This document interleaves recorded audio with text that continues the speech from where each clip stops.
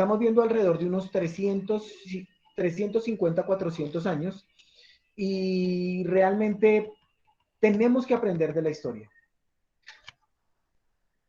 ¿Por qué Dios creó o nos muestra el periodo de los jueces y por qué es instructivo para nosotros hoy? Realmente en repetidas ocasiones durante esta época, el libro de los jueces nos dice que los israelitas se encontraban en un ciclo. ¿Recuerdan? Si vamos a Jueces capítulo 2, vamos a ver ese ciclo: rebelión, retribución, rescate y reposo. Rebelión, retribución, rescate y reposo. Y siempre vamos a ver a los madianitas, a los filisteos, a los moabitas y otros, cómo Dios levantaría a esos enemigos como instrumento de castigo contra su pueblo. Aquellas naciones paganas oprimirían a los hijos de Israel. ¿Por qué? Por su pecado. Entonces Dios levanta a un juez, lo llena del Espíritu Santo, derrota a los enemigos de Israel y trae liberación, el rescate. Luego viene un periodo de más o menos 40 años de reposo. Eso es lo que nosotros estamos viendo. Pero ¿por qué sucede esto? Mis hermanos, realmente teológicamente esto se llama la teología de la justicia retributiva de Dios. Esta es la justicia retributiva de Dios. ¿Por qué? ¿Para qué? Las personas son llevadas al arrepentimiento. Se lamentan de su situación. Y saben, mis hermanos, esperan el rescate de parte de Dios, quien las salva y las redime. El Dios ofendido hizo un solo plan a través de la historia de la redención para que nosotros nos humillemos delante de Él porque éramos pecadores. Realmente nosotros éramos pecadores. Si nos damos cuenta, Josué llevó al pueblo a renovar su pacto con el Señor antes de su muerte. Los hijos de Israel prometieron dos cosas. Una, que realmente iban a obedecer a Dios. Y otra, que no se van a ir por los ídolos. Mis hermanos, Dios y los ídolos no tienen cabida. Siempre hemos hablado de que hay dos caminos. Lo vimos en el Salmo capítulo 1, el justo y el impío. Y realmente esto es demasiado, demasiado significativo en cuanto a la promesa que Dios hizo una y otra vez. Y te bendeciré, y serás una nación grande, y serán benditas en ti todas las naciones de la tierra. Y el libro de Jueces nos narra esto, que a pesar que Dios castigó a su pueblo, estaba castigando a los hijos que amaba. Es verdad que ninguna disciplina al presente parece ser causa de gozo, sino de tristeza, pero al final da frutos apacibles a los que en ella han sido ejercitados. Eso nos lo dice el Espíritu Santo en el libro de Hebreos. Y a pesar de que Dios pareciera o ellos se sintieran abandonados por un periodo de tiempo, Dios dijo perfectamente: no te dejaré y no te desampararé. Mateo capítulo 28, versículo 20 dice: y he aquí, yo estoy con vosotros todos los días hasta el fin del mundo. Amén. Mis hermanos, esto es una promesa. Dice: yo estoy con vosotros todos los días. Mis hermanos, Él no nos ha abandonado. Nosotros somos los que le abandonamos a Él. Esa es la gran diferencia entre el Dios del pacto y su pueblo. Dios no nos abandona, pero nosotros somos personas que anhelamos renunciar a Él.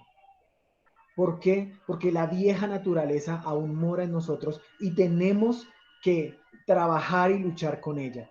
Eso es lo que nosotros, el libro de Jueces, nos está enseñando. Eso es lo que nosotros queremos ver a través del libro de Jueces. El libro de Jueces nos está enseñando que esta persona, yo, era un rebelde contra Dios.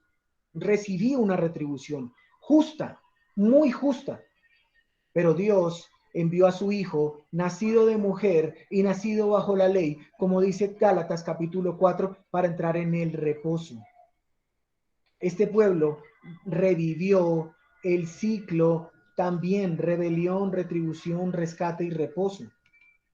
Y saben, mis hermanos, la iglesia ha vivió, está viviendo un ciclo similar en los últimos años. Desafortunadamente, esto es lo que está ocurriendo. Nosotros como creyentes somos los que nos estamos rebelando contra Dios, contra las autoridades, contra su palabra. Estamos enseñando cosas que no son de Dios. Y eso es lo que nosotros tenemos que tener en cuenta cuando estudiamos esta teología sistemática. Eso es lo que nosotros tenemos que ver, mis hermanos.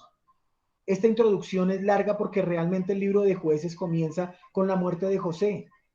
Josué, luego de que él llama a las tribus a hacer el pacto, las deja ahí. Ahí las deja. Vemos cómo los israelitas se alejan de Dios y enfrentan enormes consecuencias. Y el Señor levanta jueces en este mismo ciclo. Pero realmente el juez justo, aquel que nos salvó y nos hizo libres, es el que mora en nosotros, el que habita en nosotros. Vamos a orar para comenzar. Amado Dios y Padre Santo, te damos gracias, Señor. Gracias por todo lo que haces. Señor, tu palabra me enseña, voz de Dios, nunca voz de hombre. Padre, que lo que tú y yo hemos hablado en secreto realmente se note en público, Señor. Te necesitamos. Hoy la iglesia de Jesucristo te necesita más que nunca, Señor. Más que nunca te necesita, Dios.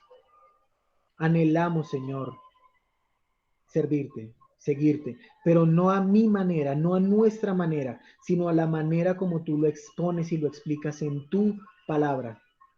Señor, ayúdanos. Espíritu Santo, guíanos en el nombre de Jesús. Amén. Vemos el libro de los jueces. Si me acompañan por un momento a Jueces capítulo 2, Jueces capítulo 2, vamos a ver allí el bosquejo, el esqueleto de lo que el Señor nos quiere mostrar en el libro de los jueces. Jueces capítulo 2, versículo 11 dice, primer renglón, después los hijos de Israel hicieron lo malo, la rebelión. En el versículo 14 dice que se encendió contra Israel el furor de Jehová, la retribución. Dice en el versículo 16, y Jehová levantó jueces que los librasen, el rescate. Mas acontecía, dice el versículo 19, que al morir el juez ellos volvían atrás y se corrompían más. Viene el reposo. Y esta noche, mis hermanos, vamos a estar viendo la historia de un juez que se llama Jefté. Jefté. Vimos la clase pasada cómo Tola, Yair juzgaban a Israel después de Abimelech. Son los jueces menores, vamos a llamarlo así, porque sus historias son muy cortas. Pero en esta noche vamos a empezar con un hombre llamado Jefté. Siempre he dicho, mis hermanos, que la sola lectura de la palabra de Dios tiene que cambiar mi vida. Ese corazón de piedra ha sido transformado por medio del Espíritu Santo.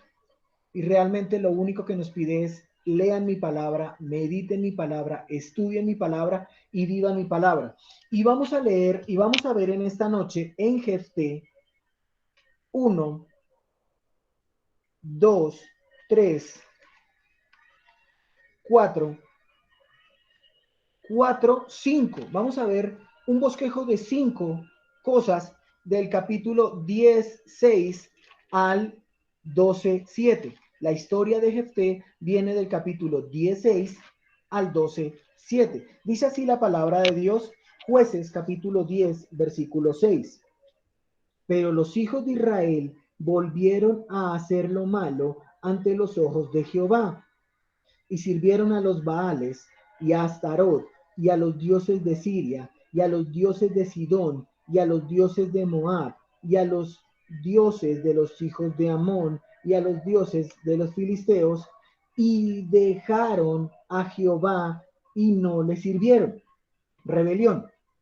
Y se encendió la ira de Jehová contra Israel y los entregó en mano de los filisteos y en manos de los hijos de Amón.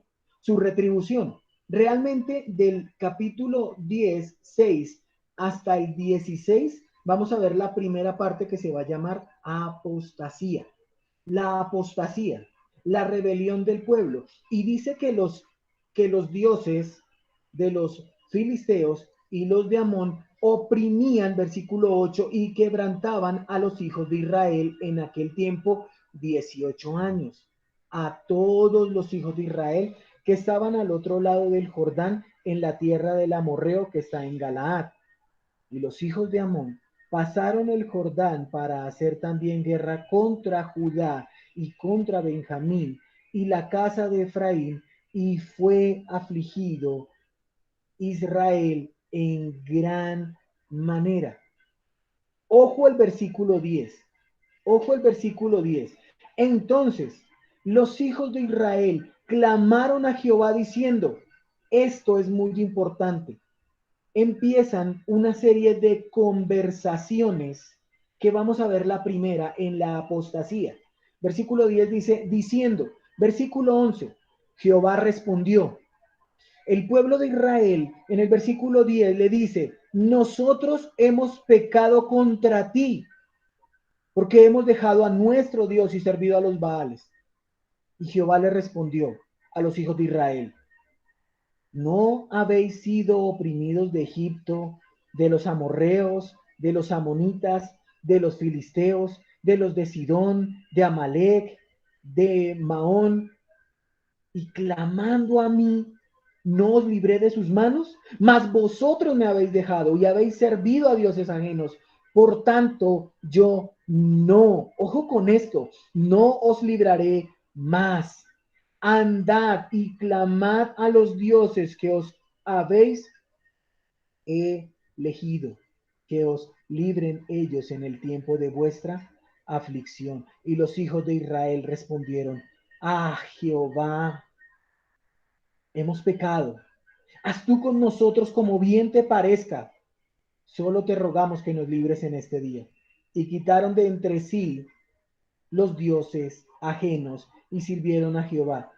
Y saben, mis hermanos, él fue angustiado a causa de la aflicción de Israel. En la primera parte de este bosquejo se encuentra del 10:6 al 16 y nos damos cuenta que comienza con una charla, una conversación entre el pueblo separado de Dios, entre el pueblo rebelde de Dios con Dios. Y Dios les dice, no, no los voy a rescatar, yo no los voy a librar más. Es la primera vez que Jehová responde de esta manera. Tardo para la ira, grande en misericordia, pero Jehová es juez justo. Jehová es juez justo. No dejará sin castigo al culpable. Nunca, mis hermanos. Con el pecado no se juega. Luego viene 17 al 11 y vamos a ver el reclutamiento de este hombre. Entonces se juntaron los hijos de Amón y acamparon en Galaad. Se juntaron a sí mismos los hijos de Israel y acamparon en Mizpa. Y los príncipes del pueblo de Galaad dijeron, nuevamente se abre una conversación, dijeron el uno al otro, ¿quién comenzará la batalla contra los hijos de Amón? Será caudillo sobre todos los que habitan en Galaad. Jefté, Galaadita, era esforzado y valeroso. Era hijo de una mujer ramera y el padre de Jefté era Galaad. Pero la mujer de Galaad le dio hijos, los cuales cuando crecieron echaron fuera a Jefté diciéndole, no heredarás en la casa de nuestro padre porque eres hijo de otra mujer. Huyó pues Jefté de sus hermanos y habitó en tierra de Tob, y se juntaron con él hombres ociosos, los cuales salían con él. Mis hermanos, aquí estamos viendo que están reclutando al nuevo juez. Él se va de su casa, lo fueron de su casa, porque como nos dice el versículo, era hijo de otra mujer, pero la Biblia nos especifica que era una mujer ramera, un juez, hijo de una mujer ramera. Mis hermanos, siempre tenemos que tener diferencia entre una prostituta y una ramera. La ramera va por el alma del hombre. La prostituta trabaja por dinero. Aunque las dos ejercen, vamos a llamarlo de esta forma, el mismo oficio, pero una lo hace por dinero, la otra lo hace por el alma del hombre. Muchos creían en esa época en la fertilidad, en la virilidad de la mujer a través de estos sacrificios, de esta clase de cosas. Pero realmente lo que nos enseña la Biblia a nosotros es que Jefté Galadita era esforzado y valeroso, pero también era hijo de una mujer ramera. Y los hijos, los otros, sus hermanastros lo echaron. Y él se juntó con hombres ociosos, los cuales salían con él. ¿Qué motivo tenían para salir? Más adelante lo veremos. Aconteció, versículo 4, andando el tiempo que los hijos de Amón hicieron guerra contra Israel. Y cuando los hijos de Amón hicieron guerra contra Israel, los ancianos de Galaad fueron a traer a Jefté de la tierra de Tob. Y ojo, la conversación se abre nuevamente, no es otra conversación, es la misma conversación. Y dijeron a Jefté, ven y serás nuestro jefe para que peleemos contra los hijos de Amón. Y Jefté respondió a los ancianos de Galaad, ¿no me aborrecisteis vosotros y me echasteis de la casa de mi padre? ¿Por qué pues venís ahora a mí cuando estáis en aflicción? Y los ancianos de Galaad respondieron a Jefté, por esta misma causa, volvemos ahora a ti, con el propósito que vengas a nosotros y pelees contra los hijos de Amón, y ojo con la propuesta, y seas caudillo de todos los que moramos en Galaad. Jefté entonces dijo a los ancianos de Galaad, si me hacéis volver para que pelee contra los hijos de Amón, y si Jehová los entregare delante de mí, ¿seré yo vuestro caudillo? Y los ancianos de Galaad respondieron a Jefté, Jehová sea testigo entre nosotros si no hiciéremos como tú dices. Entonces Jefté vino con los ancianos de Galaad y el pueblo lo eligió caudillo y jefe, caudillo y jefe. O sea, él no solamente quería ser jefe militar e ir en contra de sus enemigos, sino que quería ser esa persona que administraba las leyes. Eso era y eso es lo que quería hacer. Por eso él dice, allí en el versículo 10 dice, hemos pecado. Y la confesión es seguida por el verdadero arrepentimiento. Pero aquí nosotros nos damos cuenta que la ira de Dios abandona a los pecadores persistentes. Ellos están entregados a sus propias consecuencias. ¿Por qué? Por su pecado, por su pecado. Y mis hermanos, viene la justa retribución de Dios. Viene la justa retribución de Dios. Algo que nosotros tenemos que tener muy en cuenta es que es justa. Es justa, mis hermanos. No podemos decir que es injusta. Es por causa del pecado. Y en el versículo que vamos a ver a continuación, empieza una diplomacia. ¿Qué hemos visto? Del 6 al 16, la apostasía. Dios los deja allí. ¿Qué van a hacer sin Dios? Sin Cristo, igual estaban así. Viene un reclutamiento. Jefté, un hombre esforzado y valeroso, hijo de una mujer ramera, pero hábil. Dice, yo voy a ser su jefe y su caudillo. Ok, viene un acto de diplomacia. Versículo 12. Y envió Jefté mensajeros al rey de los amonitas diciendo, tercera conversación, diciendo, ¿qué tienes tú conmigo que has venido a mí para hacer guerra contra mi tierra? ¿Ya? Se apersonó. El rey de los amonitas respondió a los mensajeros de Jefté: por cuanto Israel tomó mi tierra cuando subió de Egipto desde Arnón hasta Jaboc y el Jordán, ahora pues devuélvela en paz. Y Jefté volvió a enviar otros mensajeros de los amonitas para decirle, continúa la conversación. Así, Jefté ha dicho así: Israel no tomó la tierra, punto. Y eso es verdad. Cuando ellos suben, ellos no toman la tierra, no la toman, pero ellos querían insistir. Los amonitas estaban reclamando una tierra que le pertenecía a los moabitas. Nosotros lo vimos allí en Números. Los amonitas estaban reclamando algo que no les pertenecía. Pero mis hermanos, ¿saben qué me muestra a mí esto? Que para pelear se necesitan dos, que para luchar se necesitan dos. ¿Y saben qué más se necesita, mis hermanos? Un motivo, un sencillo motivo, el más insignificante motivo.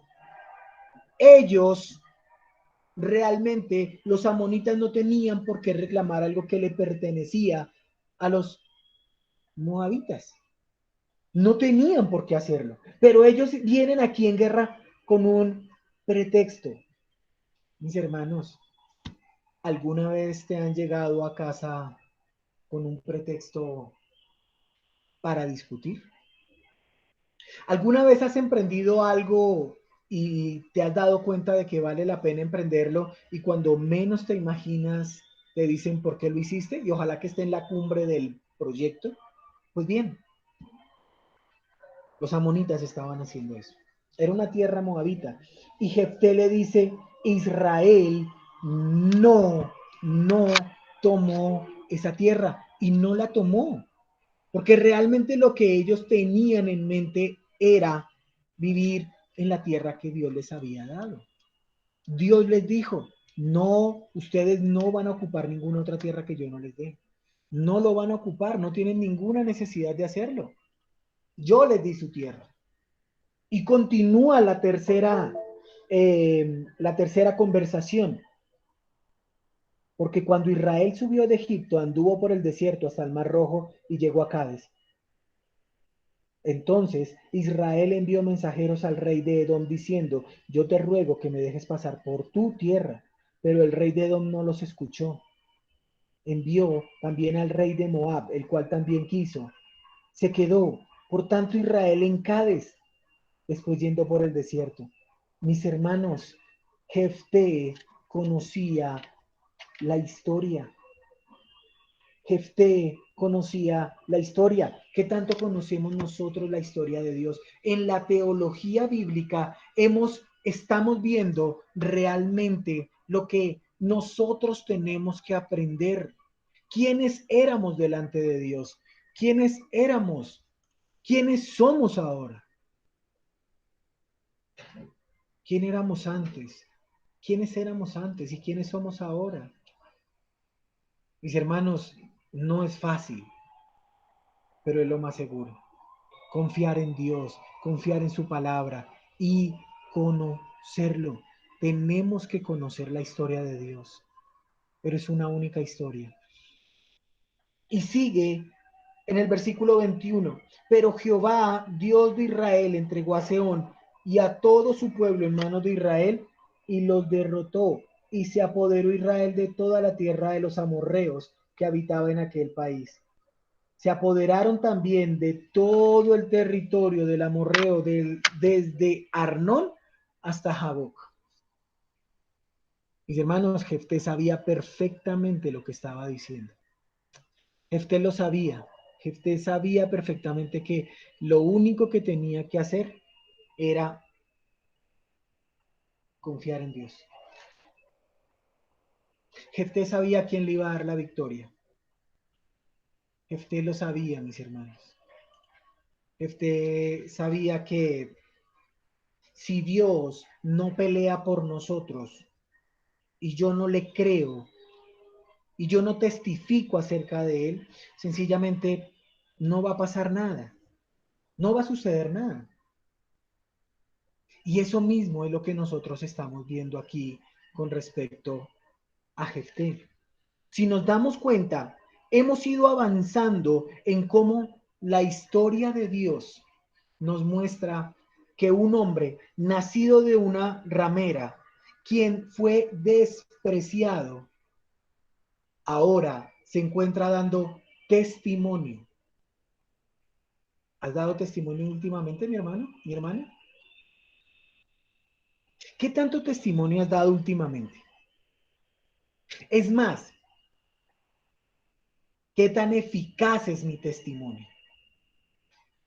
Porque mis hermanos, realmente para mí es muy importante escuchar cómo un hombre como Jefté, a través de las palabras, da testimonio acerca del Rey de Reyes y Señor de Señores. Eso para mí es lo más importante en este momento. Versículo 11, capítulo 11, versículo 24.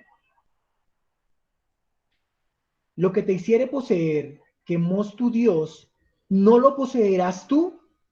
Así todo lo que desposeyó Jehová nuestro Dios delante de nosotros, nosotros lo poseeremos. Él estaba diciendo, es así de simple, es sencillo. Su Dios es Quemos.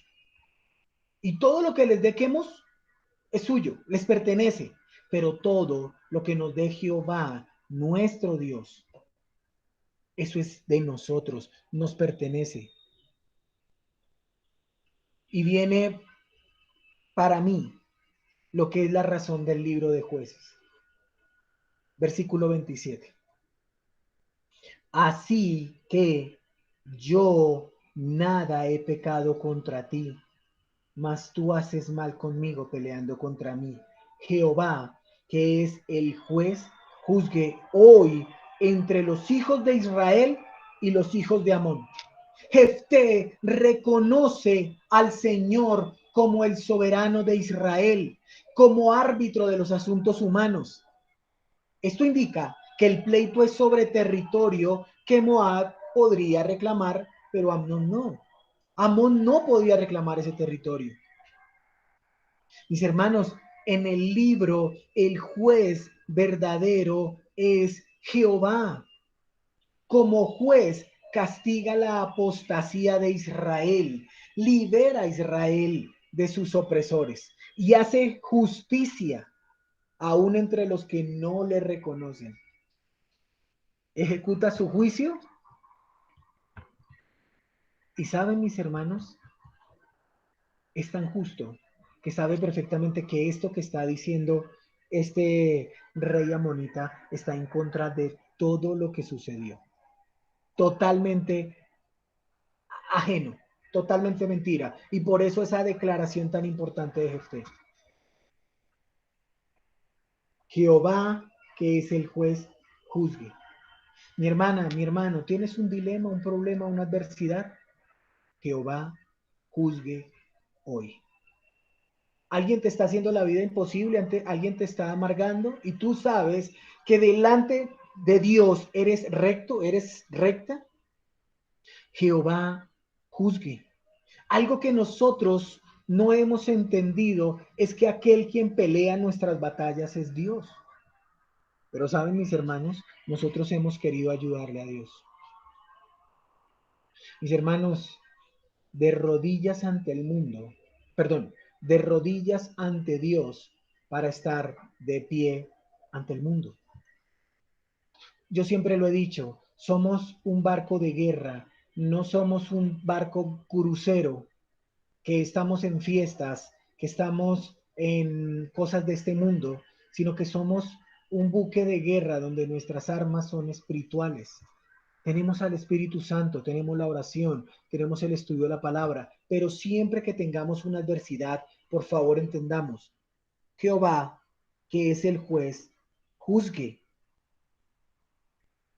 Versículo 29. Viene la cuarta conversación, pero no sin antes decirnos que el Espíritu de Jehová vino sobre Jefté. El hecho de que capacitó Jehová a este varón en su gracia para la guerra por su pueblo, no quiere decir, y por favor quiero ser muy enfático en esto, no quiere decir que todas las decisiones del guerrero fueron guiadas por la sabiduría de Dios. Y eso es lo que vamos a ver aquí. Versículo 29. El espíritu de Jehová vino sobre Jefté y pasó por Galaad y Manasés, y de allí pasó a Mizpa de Galaad, y de Mizpa de Galaad pasó a los hijos de Amón. Y Jefté hizo voto a Jehová, diciendo, viene la cuarta conversación.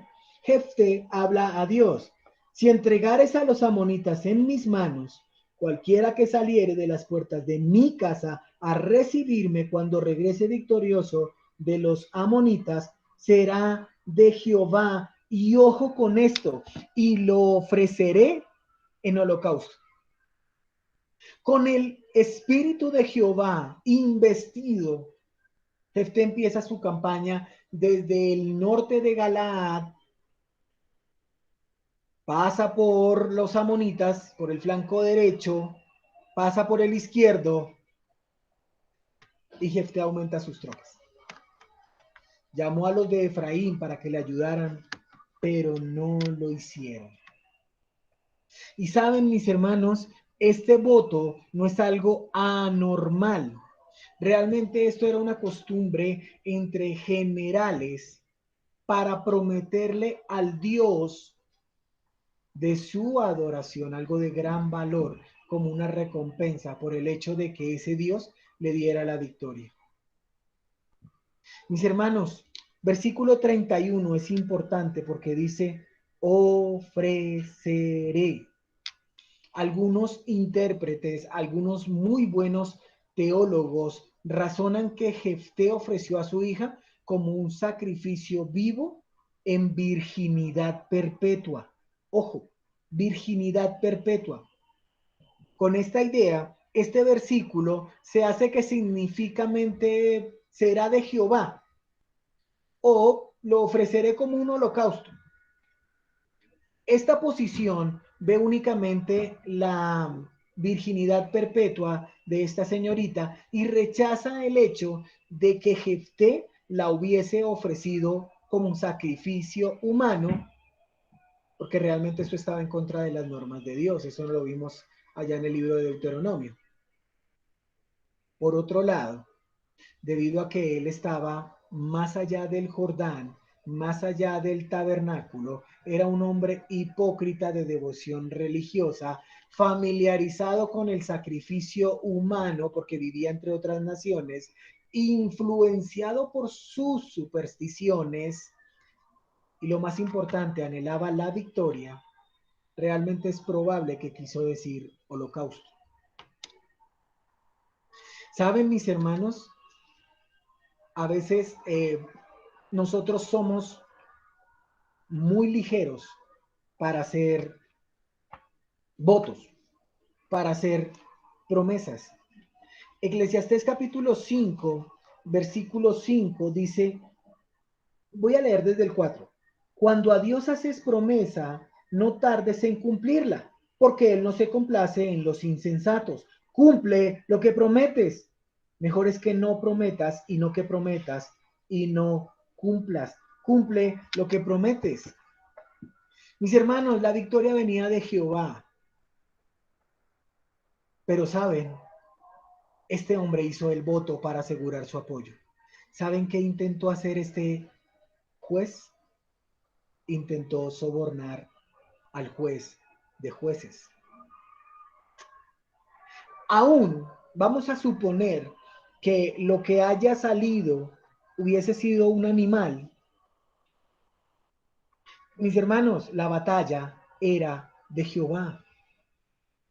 Él tenía que dar un holocausto a Jehová por su victoria. Él ya la tenía clara, ya sabía la historia, pero él tenía que dar un holocausto a Jehová. Él tenía que hacerlo.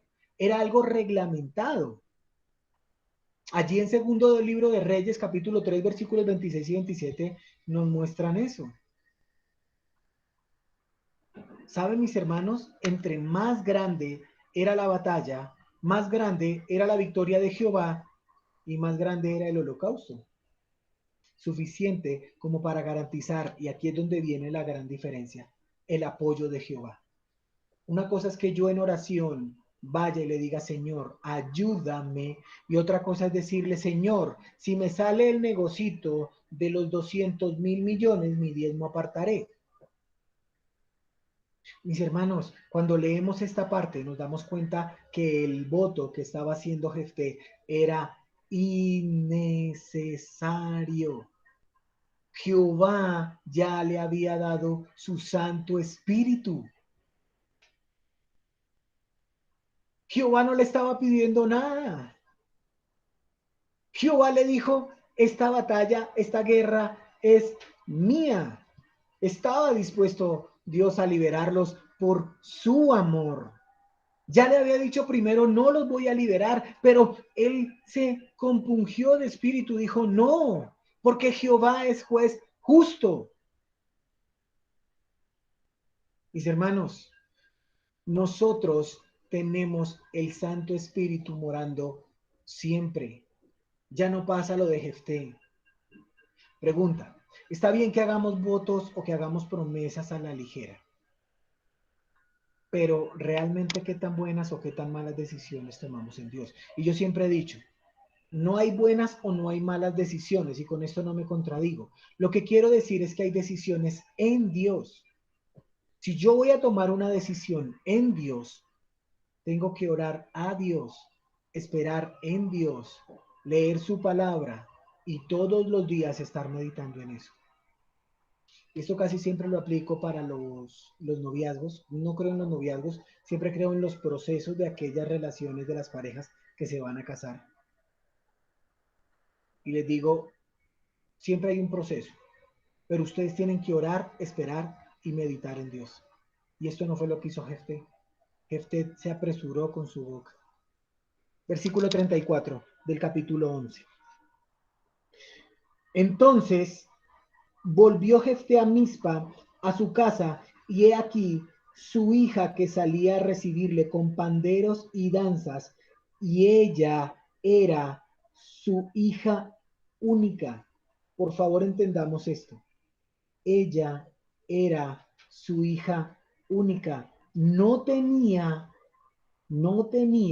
fuera de ella hijo ni hija. Y cuando él la vio, rompió sus vestidos diciendo, ay, hija mía, en verdad me has abatido y tú misma has venido a ser causa de mi dolor, porque le he dado palabra a Jehová y no podré retractarme.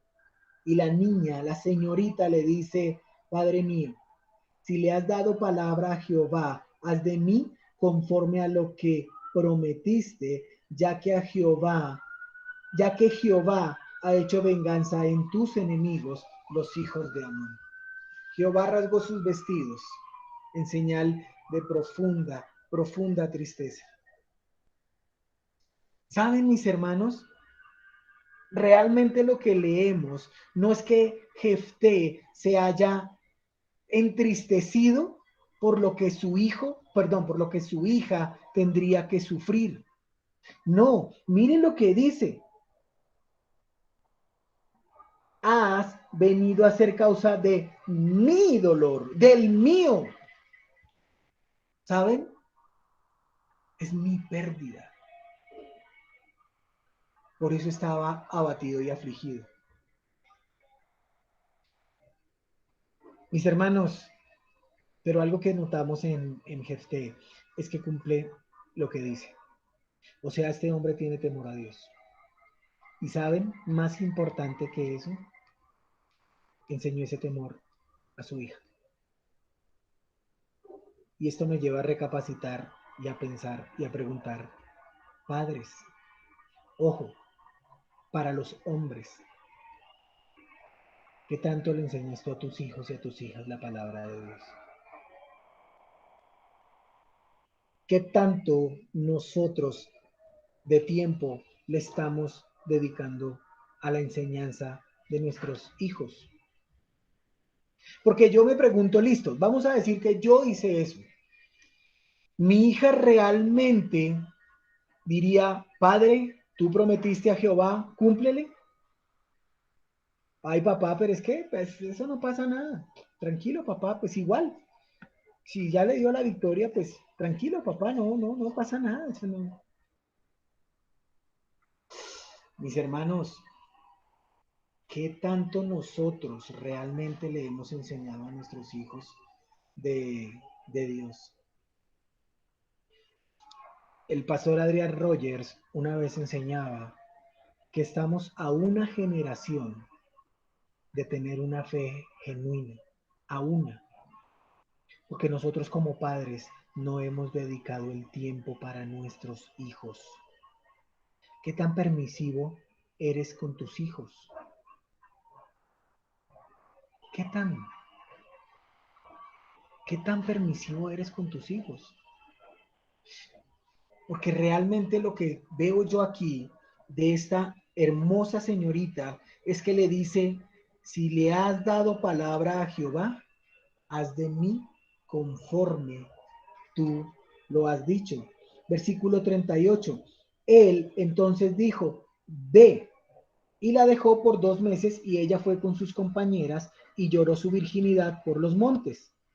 Pasados los 2 meses volvió a su padre, quien hizo de ella conforme al voto que había hecho.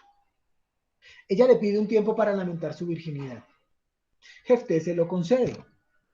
Y en base a estos dos versículos y a la nota final que vemos en el 39, dice, y ella nunca conoció varón. Es que algunos opinan que el voto de Jefté no fue un sacrificio literal, sino fue una consagración a que la niña se iba a ir para el santuario y iba a servir allá hasta los tiempos de su virginidad, como Samuel al principio.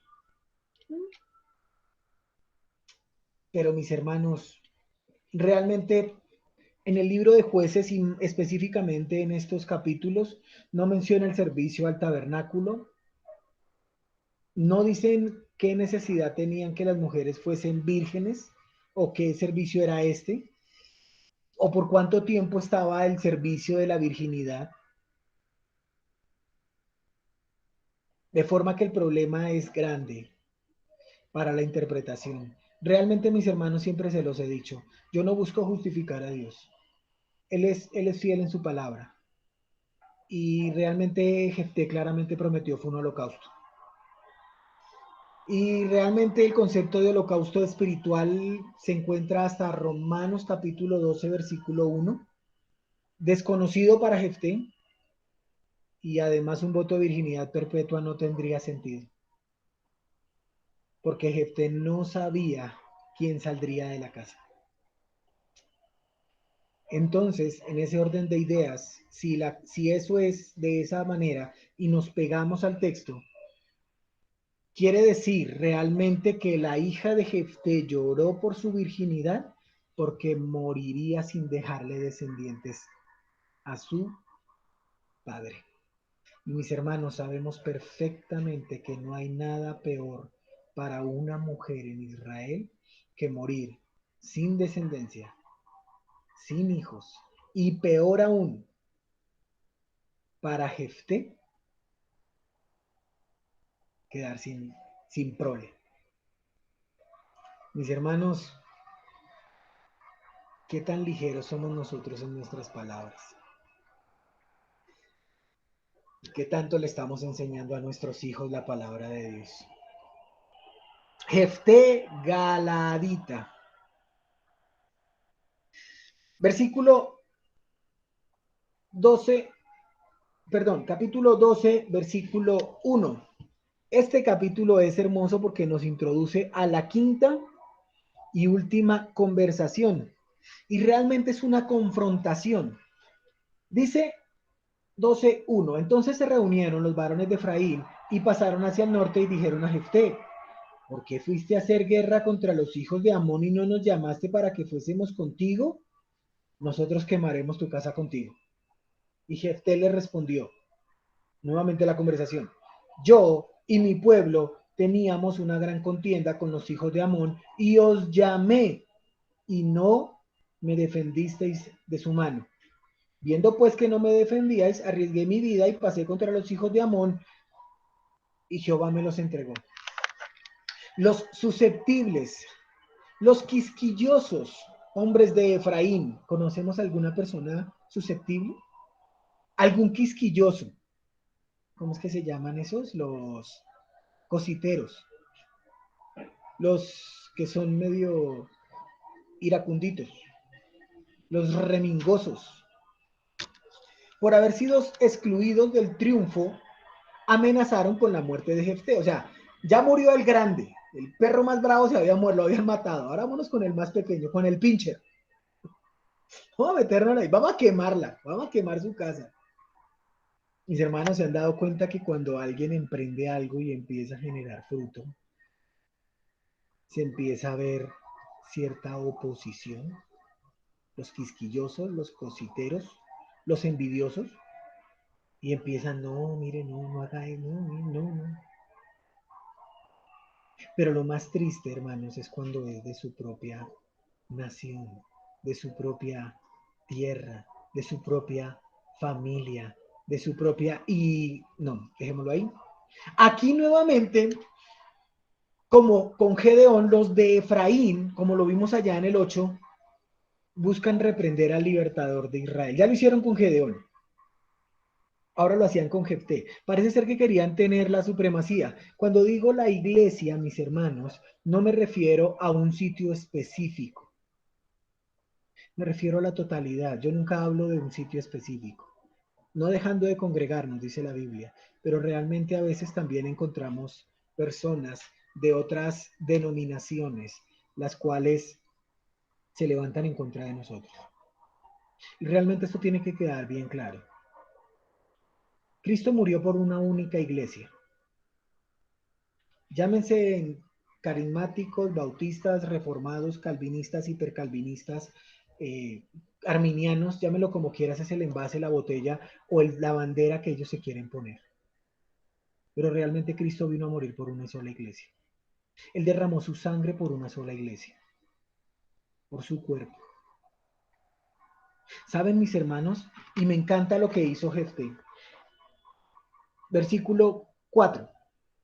Entonces reunió Jefté a todos los varones de Galaad y peleó contra Efraín, y los de Galaad derrotaron a Efraín. Ya, sencillo. ¿Se acuerdan qué pasó con Gedeón? Con Gedeón vino y habló, mire, la vendimia, y entonces que tranquilo, que ustedes cogieron más al final, que se relajen. Jefté dijo, no, ¿me van a quemar a mí? Hagámosle. Listo, está bien. Y Jefté los derrotó, porque habían dicho, vosotros sois fugitivos de Efraín. ¿Sabe qué está haciendo Efraín? Los está por debajeando.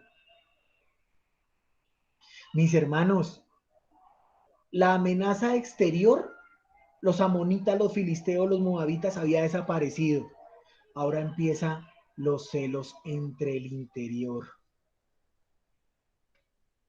Mis hermanos, a veces hay gente que cree que es el líder, pero lo que no se dan cuenta es que no están liderando nada. Por eso los de Efraín dicen, no, usted no es nuestro juez ni nuestro libertador, y mucho menos ustedes. Es más, todos ustedes son el rezago de nosotros. Y saben, él tomó justicia, reunió su ejército y saben, aquí empieza una guerra. Pero ojo con esto, no consultaron a Jehová, no consultaron a Dios, no consultaron al Señor. O sea, que al parecer, y solo al parecer, la victoria no fue dada por Dios. De hecho, todo este episodio, toda esta última conversación, que es la confrontación, es un poco enredado, con una tribu engrandecida, bastante consumida, que muestra cuán profundo era la división de Israel. ¿Saben, mis hermanos? Una casa dividida nunca va a prosperar. Jamás. Jamás va a prosperar una casa dividida. Una iglesia dividida nunca va a prosperar.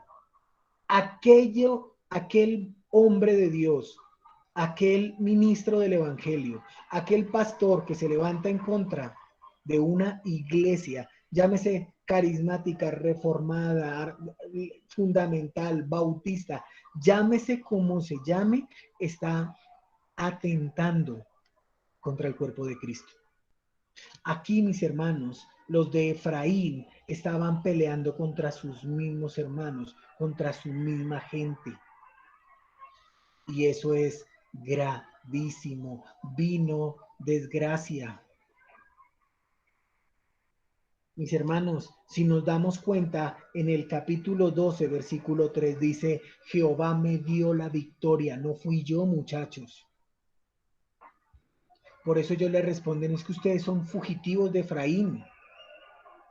¿Saben? Ustedes son de la vida baja. Ustedes son los desechados. Versículo 6. Entonces le decían, ahora pues, no. Versículo 4. Reunió Jefté a todos los varones de Galaad y peleó contra Efraín, y los de Galaad derrotaron a Efraín porque habían dicho, vosotros sois fugitivos de Efraín, vosotros los galaditas en medio de Efraín y Manasés, y los galaditas tomaron los vados del Jordán a los de Efraín, y aconteció que cuando decían los fugitivos de Efraín, quiero pasar, los de Galaad les preguntaban, ¿eres tú efrateo? Si él respondía, no, o sea, ¿eres tú de la tribu de Efraín? Y él decía, no. Entonces hágame un favor, di Shibolet. Y si él decía Sibolet, porque no podía pronunciarlo correctamente, entonces le echaban mano y lo degollaban junto a los vados del Jordán, y murieron entonces los de Efraín. Ojo con esto, 42,000. Pero venga, pregunta, ¿por qué murieron 42,000? Por su manera de hablar. Mis hermanos, la manera de hablar distingue a las personas de ciertas regiones geográficas. Eso lo vemos muy marcado aquí en Colombia. Cuando hablamos con una persona de la costa, ajá, ¿y tú qué? Y se nota que es de allá. Cuando hablamos con un país, vea pues, entonces uno ya sabe de dónde es. Y esto a veces forma una base para burlarse y manifestar prejuicios hacia ciertas personas de ese sector. Pero ¿saben, mis hermanos? Esa forma de hablar también nos caracteriza como creyentes. Dime qué hablas y te diré quién eres. Dime cuáles son tus conversaciones. Nuestra manera de hablar se descubre en momentos de sorpresa y nos identificamos como creyentes cuando estamos clavando una puntilla y cogemos el martillo y se nos pela hacia el dedo. Decimos, nuestra manera de hablar se muestra cuando testificamos de Cristo. Si el Señor Jesús estuviese todo un día contigo, ¿le agradaría lo que escucha? Nuestra manera de hablar descubre en cómo decimos las cosas. Realmente cuando nos sorprenden las situaciones, cuando testificamos de Cristo o cuando decimos las cosas, tenemos el apellido cristiano, creyente. La palabra Shibolet es el método usado para descubrir a un hombre de la tribu de Efraín para que no pasara. Si la pronunciaba erróneamente, en vez de S decía SH, este era el indicador de que era su dialecto.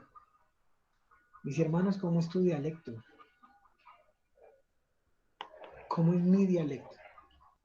Porque esto, recuerden que este estudio es una espada de dos filos. Créanme, primero corto acá. Yo el primero me he tenido que cuestionar acerca de muchas cosas. Mi forma de pensar, de hablar y de actuar glorifica a Dios. Porque es que esto que estamos viendo en el versículo 7 dice, y Jefté juzgó a Israel 7 años y murió, y fue sepultado en una ciudad de Galaad. Hace claro las consecuencias de las tribus del occidente del Jordán que estuvieron bajo el dominio de este hombre. Saben, fue un líder fuerte. Un líder fuerte, mis hermanos. Y aunque para nosotros sea difícil entender muchos pasajes de la historia de Jefté, ha sido calificado un hombre ilustre. ¿Saben, mis hermanos? Es interesante ver cómo Dios se especializa en usar a personas que son las más improbables. Dios se especializa en utilizar a las personas más improbables, de lo vil y menospreciado. Lo vil y menospreciado. Jefté es un ejemplo de un hombre con circunstancias negativas. Fue preparado para librar al pueblo de Dios. Y saben, mis hermanos, quiero que veamos rápidamente unos rasgos del perfil de Jefté. Y la verdad, hay muchas cosas que uno dice, entiendo porque de lo vil y menospreciado. Primero, vemos que es hijo de una ramera. Vimos que es un luchador y guerrero experto, un hombre de carácter, un hombre rechazado, sin herencia, apto como líder, un buen negociador, un hombre de fe.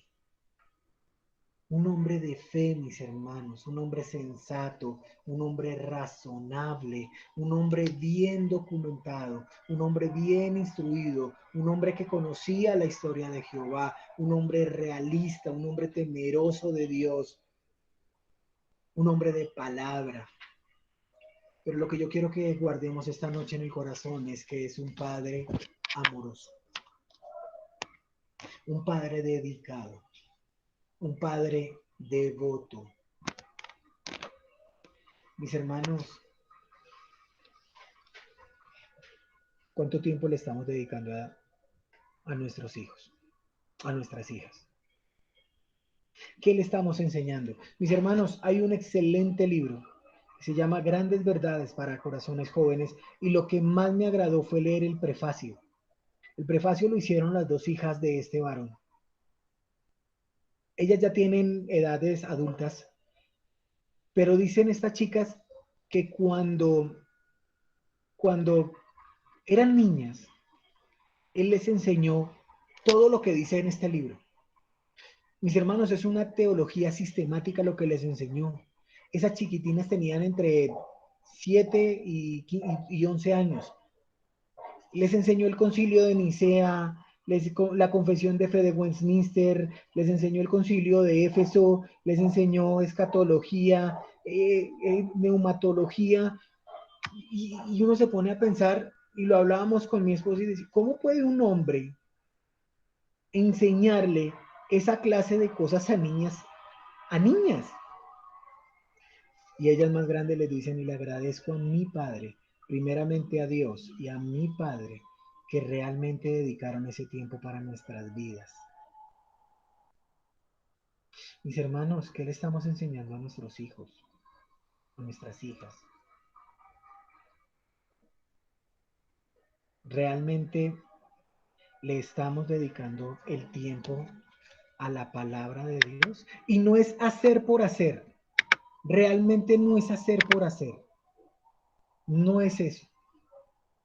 No es decir por decir, ay, vamos a leer ahí un versículo. ¿Estás dispuesto a enseñarle las grandes doctrinas de Dios a tus hijos, a tus hijas? Requiere tiempo. Y ojo, eso no es un tema solamente para los ministros. Es que es una persona que es un ministro de Dios, es un pastor, es un líder. No. Bienaventurado el varón que no anduvo en consejo de malos, ni en silla de escarnecedores se ha sentado, ni anduvo en consejo de malos, sino que en la ley de Jehová medita día y noche, día y noche. En la ley de Jehová medita de día y de noche. Jefté lo hizo. ¿Y tú? ¿Y yo? ¿Lo hacemos? ¿Dedicamos esos buenos tiempos a nuestros hijos? Mis hermanos, la historia de Jefté termina con 6 años de un hermoso juicio. El juez justo juzgue las razones de cada una de las cosas que decimos y hacemos. Y para terminar, vamos a ver a Ibzán, Elón y Abdón. Como ya lo dijimos en el capítulo 10 acerca de Tola y Yair, estos versículos no revelan mayor información, excepto que los jueces nacieron, tuvieron hijos, juzgaban durante ciertos años y murieron. Ya. No había, no había guerra, dice después, leemos versículo 8 del capítulo 12 del libro de Jueces. Después de él, de Jefté, juzgó a Israel Isbán de Belén, el cual tuvo 30 hijos y 30 hijas, las cuales casó fuera y tomó de fuera 30 hijas para sus hijos, y juzgó a Israel 7 años. Y murió Ibzán y fue sepultado en Belén. Ya.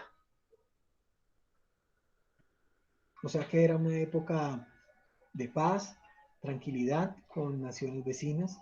No había mayor conflicto entre las tribus de Israel. Las cosas andaban bien nacionalmente. Resultó una prosperidad que favorecía la época de paz. El versículo 8 nos dice que Isbán era de Belén. Probablemente no era el Belén que nosotros conocemos, era un Belén más al norte de Nazaret. Pero mis hermanos, ¿saben qué me llama la atención a mí? Que dice que tenía 30 hijos. Poquiticos. Poquiticos chinos dice que tenían 30 hijos y 30 hijas. Imagínense enseñarle a 30 hijos y 30 hijas. ¿Te le mides? Mis hermanos, hacemos un paralelo entre Ibzán y Jefté. ¿Con cuántos hijos quedó Jefté después de esa vida? Ninguno. ¿Cuántos hijos tenía Ibzán? 30 y 30.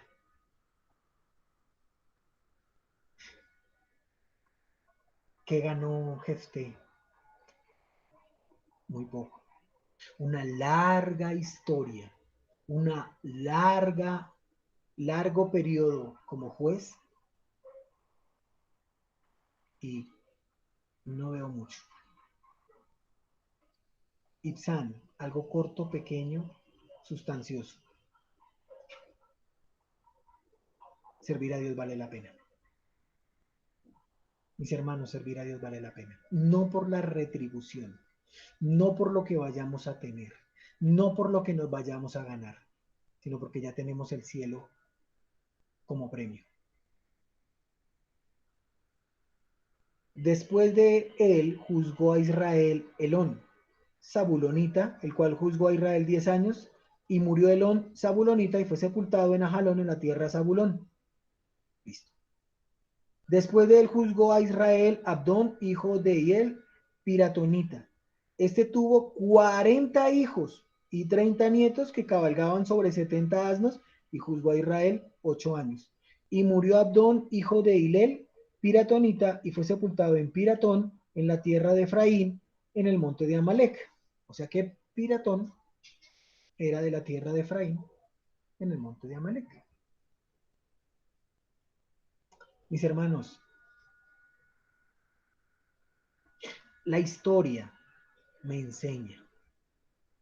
Ahorita hemos visto en redes sociales como una pandemia de hace 100 años, cuando el pico se sostuvo, la gente empezó a salir y a jugar a salir sin tapabocas. Y muchos están reflexionando acerca de que no aprendimos nada de ese momento cuando llegó el mayor contagio en la historia de ese contagio. Hoy las redes sociales nos enseñan a nosotros que debemos aprender de la historia. Mi hermano, mi hermana, yo sin Cristo tenía una historia, un antes de Cristo y un después de Cristo. Antes de Cristo iba perdido al infierno, iba camino al infierno, solamente yo iba allá. Pero un día, más bien una noche, Cristo me llamó con sus lazos de amor y me dijo, te amo. Nunca podré olvidar eso. Me dijo, te amo. ¿Te sientes amado por tu Señor? ¿Por tu Salvador?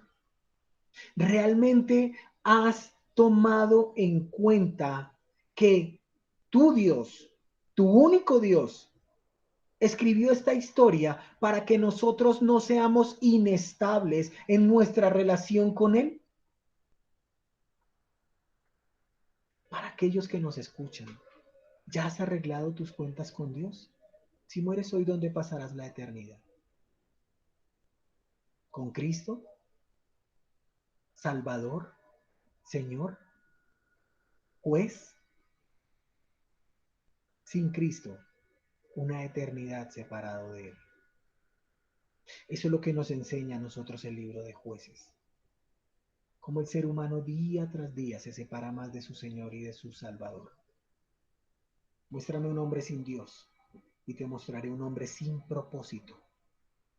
Muéstrame un hombre sin Cristo y te mostraré un hombre con ganas de suicidarse, pensando que más allá está la felicidad. Y no está. No hay tal.